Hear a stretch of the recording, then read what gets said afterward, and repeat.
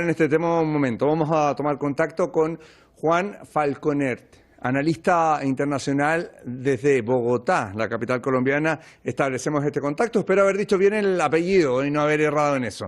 ¿Qué tal? ¿Cómo estás, Juan? Gusto de saludarte. Osvaldo, buenas noches para ti y todas las personas que nos ven y nos escuchan en estos momentos. Y no, el apellido estuvo muy bien pronunciado. Bien, Juan, te agradezco. Vamos con este tema que es interesante para Colombia y para la región en general, que son las decisiones que se están tomando desde el Ejecutivo en Bogotá. El presidente Gustavo Petro aborda las dificultades de sus planes de gobierno, como por ejemplo el tema de la paz total, del que se ha estado trabajando desde su campaña hasta llegar al Ejecutivo. ¿Cuáles son las líneas de mayor cuidado que hay que tener en este tema hoy en día? Es uno de los pilares, yo decía, de la campaña de Petro, pero al ser un plan tan ambicioso, sin duda es complejo, ¿no? Claro que sí, Osvaldo. Aquí hay que tener varios elementos, digamos, en la propuesta ambiciosa del presidente Gustavo Petro, y es que la paz total incluye todos los grupos armados ilegales en Colombia. Es decir, que nosotros siempre hemos visto procesos de negociación de paz con estructuras guerrilleras, pero ahora lo que estamos viendo son estructuras que también se dedican al narcotráfico, que se dedican a otro tipo de delitos y que no tienen una convicción, digámoslo, de alguna manera política. Entonces eso dificulta un poco tenerlos en la misma bolsa, a tal punto que el presidente Petro ha tenido que tramitar en el Congreso de Colombia, ¿cierto?, una ley que le permita a él poder diferenciar cuando va a ser un acuerdo de paz y un acuerdo de sometimiento. Sin embargo, el gran riesgo que ha asumido el presidente y por lo cual lo han castigado, digamos, duramente la opinión pública y la oposición, es porque la paz total encierra de cierta manera un grado de impunidad, porque busca darle una serie de privilegios, de prebendas a las personas que están ya negociando con el gobierno nacional, y esto ha sido un sinsabor por parte de las víctimas o de la sociedad civil en general, que ha sido víctima de estos grupos delictivos, terroristas, grupos guerrilleros y demás. Ese es un reto muy grande que tiene el gobierno nacional en cabeza del presidente Petro, pero siento que tristemente está mal encaminado.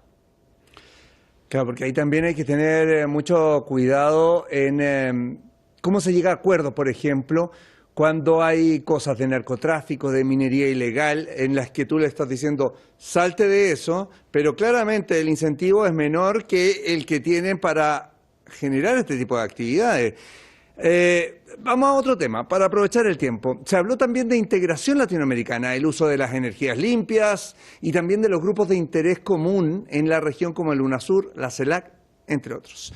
¿Están las condiciones para potenciar una integración en la zona, en la región, que al mismo tiempo es tan desigual? Porque hay que tomar ese factor en cuenta.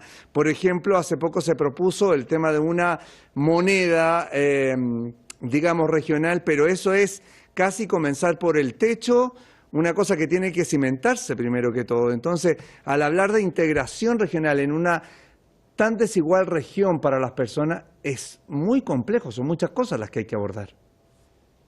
Evidentemente, Osvaldo, aquí hay que mirar también unos elementos estratégicos geopolíticos, y es que por primera vez en la región de América Latina pues vemos tantos gobiernos que se parecen, digamos, a una izquierda progresista, o por lo menos están ideológicamente un poco más articulados. Sin embargo, estas propuestas de una integración regional, de una moneda única, ¿cierto?, o de empezar a hablar de unos combustibles limpios, implica unos retos inmensos que considero que en estos momentos no se pueden adelantar, y no los puede adelantar el presidente Petro, quien ha querido liderar esta iniciativa por varios elementos.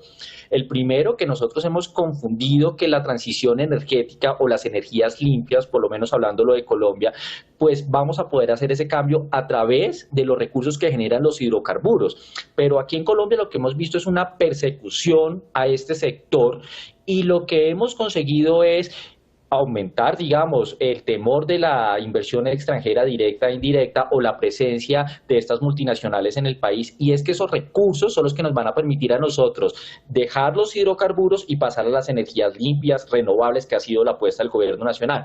Implicar que la región también hable ese mismo idioma es muy complicado, porque el impacto ambiental que se genera no es tan importante en esta región como sí lo está generando los países altamente industrializados, que son los que menos compromisos tienen con el tema. Entonces yo creo que aquí toca revisar cómo vamos a negociar una integración regional, cómo vamos a financiarla y sobre todo un entendimiento, porque estos gobiernos han sido gobiernos muy inestables y miremos por ejemplo el proceso de unificación de la Unión Europea, tantos años y con instituciones tan sólidas, lo que ha tardado, digamos, para encontrar una madurez. Entonces yo siento que la propuesta no tiene bases sólidas, tenemos muchos subgrupos regionales y eso hace muy difícil el entendimiento, pese a que es un momento coyuntural donde geopolíticamente hablando, pues los gobiernos en su gran mayoría están como articulados, pero no respetan a la diferencia o los gobiernos que están en algún proceso de cambio. Entonces eso lo hace un poco difícil. Claro, y siempre hay un llamado también a mantener cuidado con los ciudadanos que viven en las zonas de sacrificio, cuando hablamos también de explotación de recursos naturales. Es interesante. Juan Falconer, nos quedamos con eso por el momento. Muchísimas gracias por el contacto, como siempre. Hasta pronto.